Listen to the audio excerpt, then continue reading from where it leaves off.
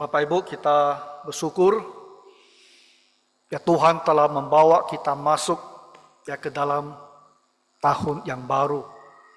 Ya di tahun 2024. Tadi pagi saya berbicara pada jemaat ya supaya di tahun ini kita harus bertumbuh di dalam iman kita. Ya bertumbuh di dalam kasih kita kepada Tuhan. Ya, supaya kita mengasihi Tuhan dengan segenap hati, ya, dengan segenap jiwa dan dengan segenap akal budi kita. Dan saya berdoa juga bagi saudara-saudari yang beribadah di sore hari ini, biar kita juga beroleh kemajuan di tahun ini, ya, bersungguh-sungguh mengasihi Tuhan.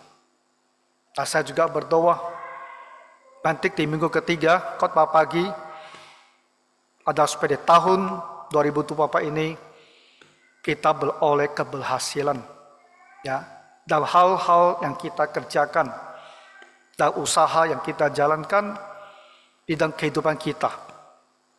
Kita ingin menjadi orang yang berhasil ya, dengan bersandar kepada Tuhan. Nah, untuk tema kita di bulan Januari di tahun yang baru ini, kita akan membahas ya tentang doktrin mengenai Tuhan Yesus. Nah, temanya adalah Yesus Kristus adalah Allah dan manusia. Kita akan membahas dari firman Tuhan pada sejarah gereja bahwa Tuhan Yesus sungguh-sungguh ada Allah yang sejati, 100% dia adalah Allah, Allah sepenuh-penuhnya, dan dia juga adalah manusia yang sejati, hanya tanpa dosa. Sepenuh-penuhnya, 100% dia adalah manusia. Nah, topik ini saya rasa perlu kita bicarakan, dan supaya jemaat mempunyai satu keyakinan teguh, karena 8 tahun belakangan di YouTube ya itu masih ada video-video yang diciptakan bahkan oleh pendeta yang untuk menyangkal bahwa Yesus itu adalah Tuhan. Hal ini sangat disayangkan, tapi itu ada kenyataan. Jadi lebih baik bulan ini kita bicarakan tema ini supaya jemaat kita mempunyai satu kepastian bahwa Alkitab sungguh-sungguh mengajarkan Yesus itu adalah Allah dan Yesus itu juga adalah manusia.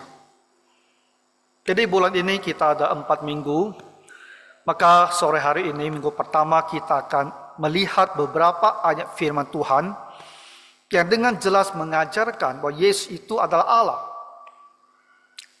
Minggu depan kita akan pelajari tentang ajaran firman Tuhan bahwa Yesus itu adalah manusia. 2 minggu kemudian kita akan lihat dari sejarah gereja di tahun 325 dalam sebuah konsili atau sebuah pertemuan raya ya para uskup, para hamba Tuhan yang ada waktu itu di kota Nisea. Dari situlah dalam polemik yang berkembang hampir 200 tahun lebih di dalam gereja, ya ada pihak yang menyangkal bahwa Yesus itu adalah Allah. Itu polemik. Maka dalam konsili atau pertemuan raya di Nisea, kota Nisea ini, ditegaskan dari firman Tuhan bahwa Yesus menurut kitab suci diajarkan dia adalah Allah. Nah, jadi sejak tahun 325 di kalangan Kristen sudah tidak ada lagi kontroversi, tidak lagi perdebatan. Apakah Yesus itu adalah Allah atau tidak? Ya, karena hal tersebut secara tuntas dengan pembahasan dari kitab suci telah ditegaskan bahwa kitab suci kita mengajarkan Yesus itu adalah Allah. Tapi polemik di dalam gereja dari sudut yang lain itu masih berkembang. Selama 100 tahun lebih, polemiknya atau kontroversinya itu adalah bagaimana mau memahami bahwa dalam satu pribadi ini, Yesus Kristus ini, bisa terdapat Allah dan juga manusia. Bagaimana mau memahami bahwa dalam diri Yesus adalah Allah dan adalah manusia. Dan banyak pandangan dikemukakan untuk menjelaskan hal tersebut. Dan polemik itu berlangsung sampai 150 tahun lebih, ya, mungkin sekitar 170 tahun. Sampai akhirnya di tahun 451 di sebuah kota disebut Chalcedon, di konsili Chalcedon inilah kembali para pemimpin gereja berkumpul membahas dari kitab suci dan ditemukan bagaimana caranya, bagaimana kita merumuskan, memahami bahwa dalam diri satu orang ini, satu pribadi ini ada Allah yang 100% dan ada manusia yang 100%. Nah itu di minggu keempat kita berharap hamba Tuhannya akan menjabarkan ya tentang hasil dari konsili di Chalcedon ini. Nah, dengan rumusan yang sudah dipastikan atau ditegaskan menurut kitab suci di konsili Nicaea dan di konsili Chalcedon, maka sejak abad kelima tersebut, kristologi atau ilmu mengenai Tuhan Yesus itu sudah settle, sudah dipastikan, sudah tidak ada polemik lagi. 1000 tahun tak ada isu. Bahkan bisa dikatakan hampir 1300 tahun di dalam gereja itu tidak ada lagi orang-orang yang mempermasalahkan bagaimana kita mau memahami pribadi Yesus Kristus ini. Nah, Bapak Ibu, setelah konsili Chalcedon abad kelima, maka hampir 1000 tahun ketika gereja berkembang dan teologi semakin dipengaruhi oleh filsafat Aristoteles. Ya. Jadi pemahaman tentang keselamatan itu semakin bergeser keluar dari ajaran kitab suci. Bahwa kita harus percaya kepada Tuhan Yesus, itu benar, itu tetap diajarkan selama 1000 tahun kemudian. Tetapi di dalam gereja yang ada waktu itu, muncul pemikiran bahwa kita manusia juga harus berkontribusi. Ada bagian yang harus kita lakukan untuk keselamatan diri kita sendiri. Jadi dalam gereja dimunculkan sakramen, 7 sakramen, dimunculkan sejumlah ketentuan yang oleh mana kalau kita ikuti, itulah yang akhirnya akan membuat kita benar-benar diselamatkan. Tuhan Yesus harus diimani, tapi itu tidak cukup. Tuhan Yesus itu hanya seperti sebuah pintu yang memungkinkan kita diselamatkan. Tapi untuk masuk melewat pintu itu ke dalam surga, masih ada tambahan hal-hal yang perlu kita kerjakan. Jadi rumusan keselamatan selama 1000 tahun itu adalah iman ditambah dengan perbuatan baik. Perbuatan baik itu adalah segala hal yang harus kita lakukan supaya kita bisa selamat. Sampailah kita pada masa reformasi abad ke-16 dan 15-17. Gereja dimurnikan, doktrin keselamatan dimurnikan, dan menurut kitab suci, kita kembali lagi ke kitab suci dan menemukan kembali bahwa kita tidak perlu tambahan apapun. Tidak ada hal apapun yang kita perbuat, sakramen apapun yang harus kita ikuti, yang akan menolong kita diselamatkan. Itu semua tidak diperlukan. Kita hanya perlu beriman kepada Tuhan Yesus. Oleh iman, kita dibenarkan. kita itu diselamatkan. Jadi puji Tuhan ya, di abad ke-16, dengan kembalinya kita kepada pemahaman Alkitabiah mengenai keselamatan, maka ajaran itu terus berkembang. Ya mulanya dari Jerman, Martin Luther. Ya berkembang ke Prancis,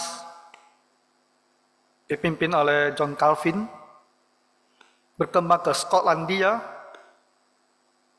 itu Inggris, dipimpin oleh John Knox, dan dipimpin nantinya oleh para penerus tokoh-tokoh reformasi ini. 200 tahun sesudah mereka, ya gereja di jalan benar, doktrinnya benar, bahwa kita diselamatkan oleh iman, Alkitab dan kitab suci. Alkitab adalah firman Tuhan yang menjadi dasar iman kita, pedoman bagi kehidupan kita. Itu sangat bagus. Tapi Bapak Ibu, 200 tahun setelah reformasi membawa kita kembali kepada kebenaran. Tentu reformasi itu membakar hati umat Tuhan pada saat itu. Dan orang menemukan jalan keselamatan dengan benar, hatinya semua pasti menyala-nyala. Ya, hidup untuk Tuhan, mengasihi Tuhan. Tapi 200 tahun berlalu, situasi juga mulai berubah. Kita sebut dead ortodoksi. Ortodoksi itu adalah ajaran yang awal, ajaran dasar, fondamen, ajaran yang sesuai dengan kitab suci. Itu ortodoks namanya. Tetapi ada bahaya. Ketika orang hanya memusatkan hati dan berpikir bahwa yang paling penting itu adalah apa yang dikatakan oleh firman Tuhan, ortodoksi. Tetapi hidupnya sehari-hari tidak mengikuti apa kata firman Tuhan. Dia mempunyai kebenaran, tapi hidupnya tidak sesuai dengan kebenaran. Dia tahu firman Tuhan, tapi dia tidak suka beribadah. Dia tidak mau patuh kepada ajaran moral di dalam kitab suci. Akhirnya apa? Dia punya doktrin yang benar, tapi hidupnya tidak benar. Dan itu mempengaruhi jiwanya. Kita sebut sebagai dead ortodoksi, ortodoks yang mati gitu loh. Punya kebenaran, tapi tidak ada kehidupan dalam dirinya.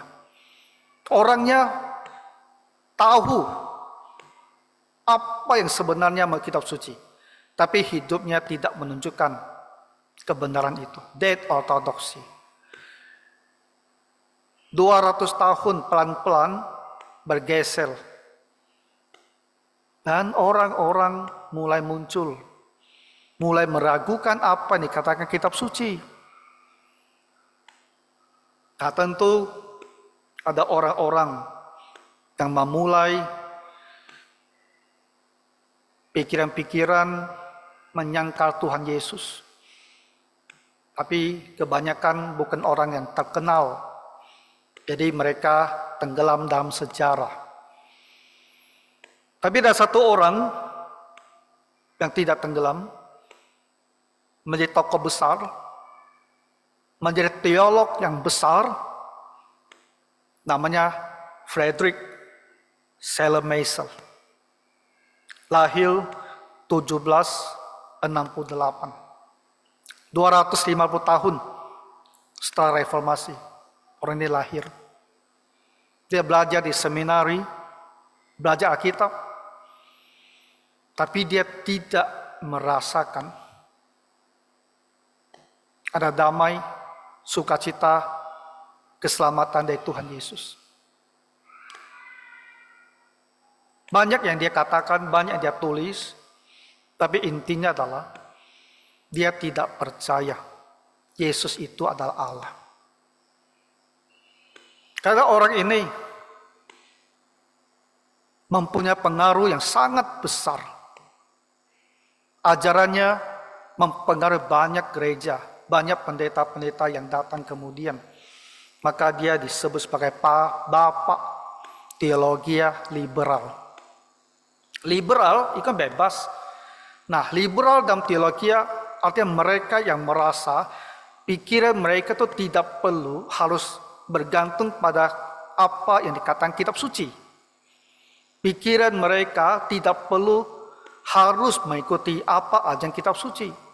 Mereka mau berpikir di luar apa yang dikatakan kitab, maka mereka disebut para teolog liberal. Friedrich Schleiermacher adalah bapak teologi modern, bapak teologi liberal. Karena inilah tokoh yang paling besar yang diakui sebagai orang yang mencetuskan penyangkalan terhadap firman Tuhan, terutama penyangkalan terhadap Yesus sebagai Allah. Nah, dalam perkembangannya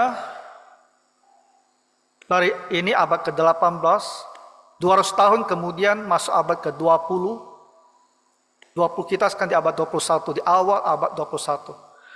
Tapi di abad 20 saja, itu di dalam gereja, itu ternyata banyak orang Kristen yang tak percaya Yesus itu adalah Allah. Jadi kita lihat, dia butuh waktu ya. Reformasi abad ke-18, orang baru kembali kepada kebenaran. Ya, dengan sukacita besar, dengan iman yang menyala-nyala, ya mereka percaya, hanya percaya pada Tuhan Yesus kita selamat, karena dia ada anak Allah, juru selamat dunia. Dia ada Allah sendiri yang datang menjadi manusia. 200 tahun setelah reformasi, sudah lahir orang yang nantinya dikenal sebagai bapak teologi modern, bapak teologi liberal, yang menyangkal Yesus itu adalah Tuhan. 200 tahun kemudian lagi, abad 20, terutama di Eropa dan di Amerika, gereja-gereja, pendeta-pendeta, orang-orang Kristen, banyak yang tak percaya Yesus itu adalah Allah. Sebuah survei yang diadakan oleh Barna Group. Nah, Barna Group itu satu entitas, satu lembaga yang sangat terkenal di Amerika untuk melakukan penelitian survei. Tahun 2014 ya, berarti sudah abad ke-21 ini. 2014 mereka survei orang Amerika dan ditemukan hanya 43% orang yang mengaku Kristen percaya bahwa Yesus adalah Allah. 43% saja orang Amerika yang percaya He was God living among humans. He was God living among humans. Dia ada Allah yang tinggal bersama manusia. Dululah was kan. Jadi 43% orang Amerika Kristen yang mengaku Yesus ada Allah yang dulu hidup di tengah manusia. Di abad pertama hidup di negeri Palestina, Israel, di tengah manusia. Hanya 43% itu yang percaya dari mereka yang mengaku sebagai Kristen. Di Indonesia situasi serasa tak ada survei ya. Jadi kita tidak tahu. Gereja-gereja liberal yang ada itu kita tidak tahu apa yang ada di dalam isi kepala mereka. Mungkin kalau ditanya bisa juga mereka menyangkal. Kalau gereja liberal menyangkal Yesus adalah Allah, saya rasa kita tidak terkejut. Karena bapak teologi modern, teologi liberal itu sudah ada 200 tahun yang lalu. Tak banyak gereja-gereja liberal yang mereka belajar teologi dari seminar-seminar liberal dan menghasilkan pendeta-pendeta liberal. Tapi kalau sekarang mereka tidak percaya, kita tidak merasa heran. Tetapi di kalangan Injili, ya, di kalangan gereja-gereja yang mengaku mereka bukan liberal, mereka Injili, mereka percaya kepada Injil Tuhan Yesus menyelamatkan. Itu muncul juga pendeta yang menyangkal. Dia sudah menjadi terkenal di internet, pendeta Erastus Sabdono. Banyak video dia itu di YouTube itu. Jadi terbitkan hanya untuk menyangkal Yesus itu bukan Allah. Dia bilang Yesus bukan Allah, tidak sederajat dengan Allah Bapa. Kalaupun dia masih mau menyebut Yesus adalah Allah, derajatnya, tingkatnya itu lebih rendah daripada Allah Bapa. Itu ada ajaran saksi Yehova. Itu ada ajaran Arianisme abad ketiga. Nah, jadi di kalangan Kristen Injili memunculkan penyangkaan demikian, nah itu baru menyedihkan. Jadi karena ada polemik atau ada perbantahan demikian di kalangan Kristen Injili pada masa sekarang di YouTube, maka bulan ini kita bicarakan dengan tuntas bahwa Yesus itu ada Allah, dia juga ada manusia. Itu ada ajaran kitab suci. Nah, sekarang mari kita lihat beberapa ayat dalam firman Tuhan yang dengan jelas mengatakan Yesus itu ada Allah. Jadi kalau kita ada orang Kristen, kita percaya Alkitab ditulis oleh dorongan Roh Kudus. Alkitab ada ilham atau wahyu dari Roh Kudus. Ini adalah firman Allah yang diberikan tanpa salah kepada kita. Maka kita harus melihat dalam kitab suci. Apa yang kitab suci kita katakan tentang Yesus. Kalau kitab suci mengatakan dia adalah Allah, maka kita juga bilang dia adalah Allah. Kita tidak akan membantah atau menyangkal apa yang dikatakan kitab suci yang merupakan wahyu Allah kepada kita semua. Nah, tadi kita mulai dengan membaca beberapa ayat dari kitab Ibrani. Nah, kitab Ibrani pasal yang pertama ini sebetulnya ini lagi membandingkan status malaikat dengan Tuhan Yesus.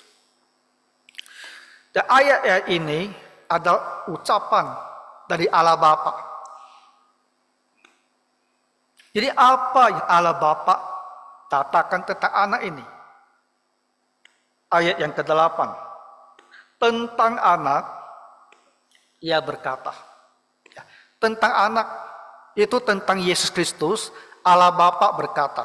Apa yang Allah Bapa katakan?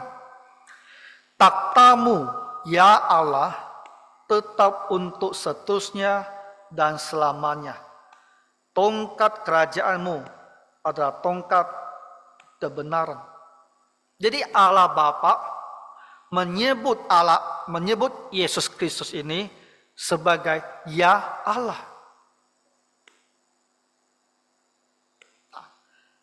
Penulis kitab Ibrani oleh dorongan Roh Kudus memberikan wahyu ini bahwa Allah Bapa berkata kepada anaknya, itu Yesus Kristus, takhtamu ya Allah.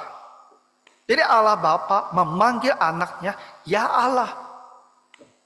Maka kita orang Kristen menyimpulkan Yesus itu adalah Allah. Ayat ke-10, Allah Bapa berkata lagi tentang anaknya. Dan ini adalah perkata yang berikutnya. Pada mulanya, ya Tuhan, Engkau telah meletakkan dasar bumi dan langit adalah buatan tangan-Mu. Jadi Allah Bapa berkata kepada anak, kepada Yesus Kristus bahwa Engkau adalah Tuhan. Dan pada mulanya Engkau yang meletakkan langit dan bumi ini. Kita memahami doktrin Allah Tritunggal, Allah Bapa, Allah Anak, Allah Roh Kudus. Pada saat penciptaan alam semesta ini, Kejadian 1 ayat 1. Di situ Allah Bapa, Allah Anak, Allah Roh Kudus hadir. 3 pribadi dalam satu Allah. Dan 3-tiganya terlibat di dalam penciptaan alam semesta. Makanya Bapa bisa katakan kepada anak, kepada Yesus Kristus, pada mulanya ya Tuhan, Engkau telah meletakkan dasar bumi. Karena 3 pribadi ini, dan Allah yang Esa itu terlibat di dalam penciptaan. Jadi menurut kesaksian kitab Ibrani, yang kita semua akui adalah firman Tuhan, kitab ini mengajarkan Yesus adalah Allah. Jadi orang Kristen yang pegang Alkitab, bagaimana bisa menyangkal dan mengatakan Yesus bukan Allah? orang di luar agama Kristen yang tidak percaya kepada kitab suci kita, mereka bisa menyangkal. Tapi kalau orang Kristen yang bilang Alkitab ini adalah firman Tuhan bagi saya dan menyangkal Yesus adalah Allah, dia menyangkal apa dikatakan kitab suci. Dia menjadi tidak konsisten dengan dirinya sendiri. Nah, kita akan lihat lagi beberapa ayat ya. Di Yohanes 1 ayat 1. Ini ayat yang paling kita hafal. Pada mulanya adalah firman. Firman itu adalah Yesus Kristus.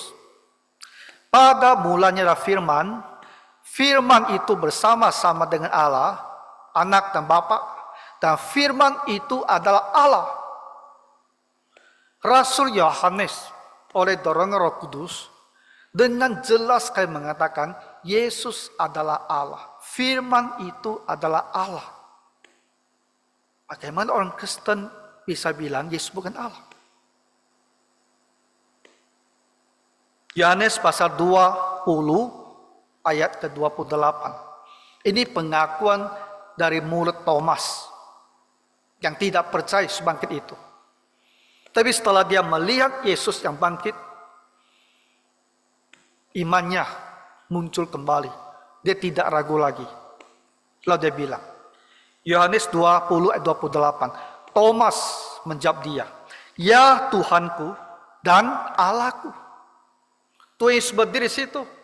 Dan Thomas di situ tersungkur saya rasa. Dia lihat Tuhan Yesus dan dia bilang, "Ya Tuhanku dan Allahku." Dan Tuhan Yesus tidak bilang, "Jangan kamu sebut saya Allah." Saya bukan, dia tidak. Dia terima penyembahan daripada Thomas. Mereka ini semua adalah orang Yahudi.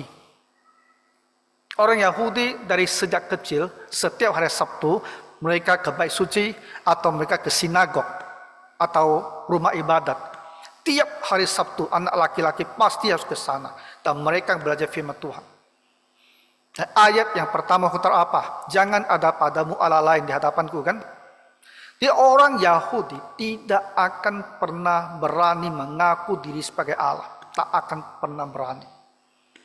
Tapi Tuhan Yesus ketika disebut ya Tuhanku, ya Allahku, dia terima. Kalau dia bukan, dia akan langsung menolak. Tidak ada akan berani mengaku seperti itu. Tapi dia terima penyembahan dari Thomas. Dia tidak menolak. Itulah membuktikan Tuhan Yesus pun mengaku, pun mengiyakan bahwa dia sesungguhnya adalah Allah. Allah yang telah menjelma menjadi manusia, yang telah mati di kayu salib, dan yang telah bangkit kembali. Dia layak untuk menerima penyembahan. Bahwa dia itu adalah Tuhan dan Allah. Selanjutnya, di Kolose pasal 2 ayat ke-9, sebab dalam dialah, Rasul Paulus menulis kepada orang di kota Kolose, dia bilang, sebab di dalam dialah, di dalam Yesus ini, berdiam secara jasmania, seluruh kepenuhan kealahan. Dalam diri Tuhan Yesus ini, kan Tuhan Yesus adalah manusia kan? Dalam Tuhan, dalam Yesus Kristus ini, yang adalah manusia, di dalam dia itu ada seluruh kepenuhan kealahan. Bahasa Inggris, the Godhead. Kealahan. Kealahan itu seluruhnya ada di dalam manusia Yesus Kristus ini. Ini adalah kata lain mengatakan Yesus itu adalah Allah. Dia adalah manusia dalam jasmani. Seperti kita punya daging. Tapi dalam dia ini adalah sepenuh-penuhnya Allah. Nah, itu kata Rasul Paulus. Di kitab Kolose pasal 2 ke 9. Dan satu lagi yang terakhir. Filipi pasal 2, 5-7. Hendaklah kamu dalam hidupmu bersama menaruh pikiran dan perasaan yang terdapat juga dalam Kristus Yesus. Nah, lihat ini. Yang walaupun dalam rupa Allah, dalam kondisi sebagai Allah, tidak menganggap kesetaraan dengan Allah itu sebagai milik yang harus dipertahankan. melainkan telah mengosongkan diri sendiri dan mengambil rupa seorang hamba menjadi sama seperti manusia. Yesus ini yang adalah Allah tidak menganggap bahwa kemuliaan dia sebagai Allah itu sesuatu yang harus dia pertahankan terus. Makanya dia bersedia menjelma menjadi seorang manusia. Ketika dia sebagai seorang manusia, kemuliaan sebagai Allah itu tidak dia nikmati. Karena orang tidak melihat dia sebagai Allah. Orang hanya melihat sebagai manusia. Jadi Tuhan Yesus bersedia melepaskan untuk suatu masa selama dia di bumi ini kemuliaan surgawi. Tapi di sini jelas dikatakan bahwa dia dalam rupa Allah tidak anggap kesetaraan dengan Allah itu sebagai hal yang harus dipertahankan. Dia adalah Allah. Kemuliaan seorang Allah tidak dia pertahankan, tapi dia lepaskan untuk menjadi seorang manusia. Nah, jadi dalam 5 kutipan ayat ini dan masih banyak lagi kutipan ayat lainnya, semua jelas menunjukkan bahwa Yesus itu adalah Allah. Nah, jadi di dalam ajaran Kristen, menurut apa dituliskan di dalam kitab suci, Tuhan Yesus itu adalah Allah. Lebih precise ya, lebih tepatnya dia adalah oknum atau pribadi kedua dalam Allah yang Esa. Allah itu satu aja, Esa. Tapi Allah Esa ini berbeda dengan kita. Dia ada terdiri dari 3 pribadi. Satu Allah dengan 3 pribadi. Bapa, Anak, dan Roh Kudus. Dan Yesus Kristus adalah pribadi yang kedua. Dan dia adalah Allah. Ya. Nah, jadi hari ini kita melihat bahwa Tuhan Yesus, dia adalah sepenuh-penuhnya Allah. Setara dengan Allah Bapa dan dengan Roh Kudus. Jadi kita tidak boleh mengatakan Yesus sekedar seorang nabi. Dia adalah seorang nabi. Tapi lebih daripada seorang nabi. Tidak sekedar seorang nabi. Dia adalah seorang manusia teladan. Seperti para teolog liberal. Mengatakan dia adalah orang contoh teladan. Orang yang mau berkorban. Orang yang mengasihi. Kita bilang itu benar. Tuhan Yesus memang berkorban. Dia memang mengasihi. Tapi dia lebih daripada itu. Dia adalah Allah. Dia tidak lebih rendah daripada Allah Bapa. Allah Anak, Allah Bapa dari substansi yang sama. Dengan kuasa dan kemuliaan yang sama. Kita menolak ajaran Erastus Sabdono itu. Ya. Jadi kita semua harus menyembah Tuhan Yesus dengan sikap yang sama, dengan penghormatan yang sama, seperti kita menyembah Allah Bapa. Ya, Tuhan kiranya menolong kita semua. Mari kita berdoa. Bapa Surgawi, kami bersyukur Engkau memberikan kami kitab suci. Dan dari firman-Mu lah kami bisa mengetahui siapa Tuhan Yesus. Dan dia adalah Allah menurut firman-Mu. Dan itulah yang kami percaya. Karena firman-Mu adalah wahyu. Maka bantulah kami Tuhan untuk percaya kebenaran-Mu yang jauhkan kami dari segala penyesatan. Di dalam nama Tuhan Yesus kami berdoa. Amin.